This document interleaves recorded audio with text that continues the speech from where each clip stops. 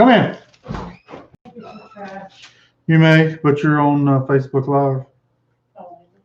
You are. So, I'm sorry. it's not a problem. All right. Do this with that. This one goes back up there. All right.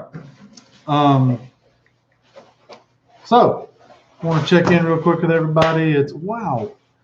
Hello, Mother. Mom's on here. Miss Pat, Miss Diane, Joseph Scott. Joseph, you out of the team thing? Christy, good to see Miss Christy. Brother Kelvin, good to see you. So I want to jump on here real quick before I head out to team camp, and we're going to go out and do a little music. And I was reading in 2 Kings today, and I'm going to just kind of give you this verse. The king of Israel in 2 Kings, they were having some trouble, and they were in the city of Samaria, and you'll remember they were surrounded. This is the story where they were eating mules' heads and dove dung, and the king had even seen a woman who had eaten her child. Things were so bad, and so he goes to, hey Melissa, that even eating a child, things were so bad.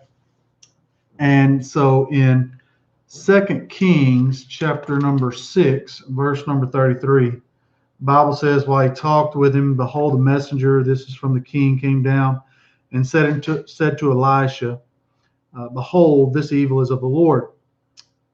What should I wait for the Lord any longer? So why shouldn't I listen and hear from the Lord?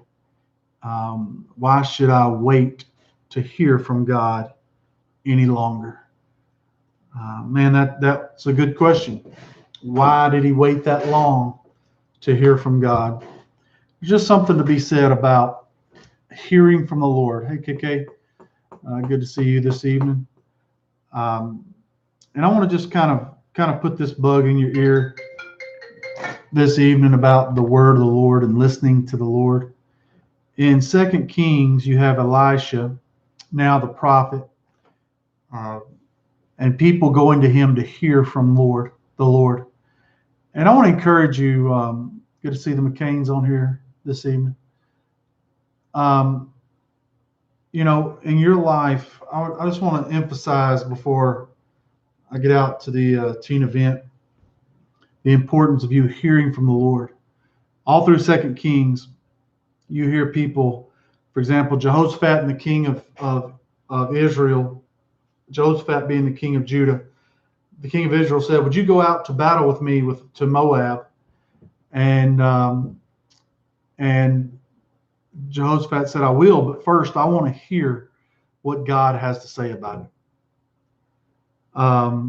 You see Naaman going to receive healing from his leprosy in Israel.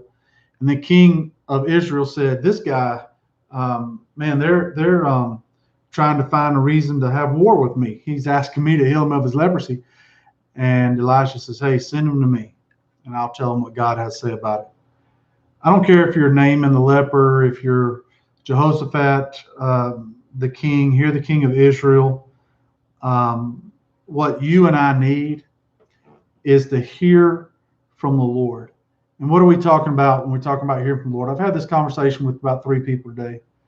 This conversation about absolute objective truth. And this is what we get when we listen to God's word. We get the objective truth about life. Miss Alicia, good to see you. And so, when you're trying to, I don't care if it's relationship issues, money issues, time issues, work issues, social issues of social, what they're calling social justice. I don't care what issues you have. The question you're going to have and you're going to have to answer is, where am I going to find the truth about it? And God has given us his word. God has revealed himself to us in his word so that we can have something to build on. You know, the book of Matthew says that those who hear my word and they do it are like those who build their house and they build their lives on a rock. When the rains come, the storms come, that house stands firm. And so I just want to encourage you today with this. Just um, build your lives on the truth of what God has to say. You know, Naaman almost remained a leper because he wouldn't really receive what Elisha had to say to him. It didn't make sense to him. So this is dumb, he said. That's a paraphrase. He said the rivers that we have back home are better than these rivers here. They're better than all the rivers of Israel. Why can't I just go and bathe in one of those? So finally one of his friends said, wait a minute, if it had asked you to do something difficult, you'd have done that. And Naaman yielded to that word. The same with Jehoshaphat as they were looking to go forth to battle. The same here with the king of Israel as he was besieged in Syria. He says, it's time for me to listen to the word of the Lord. And it's high time for us. Been time for us. It's never not been time for us to listen to the word of the Lord, to listen to God's truth. So just want to encourage you about that today. Be in prayer for the teenagers as they're out at their teen camp. And we love you guys. We're praying for you. Prayed for you this morning by name. So if you need us today, let us know. We love you. Have a great day and God bless.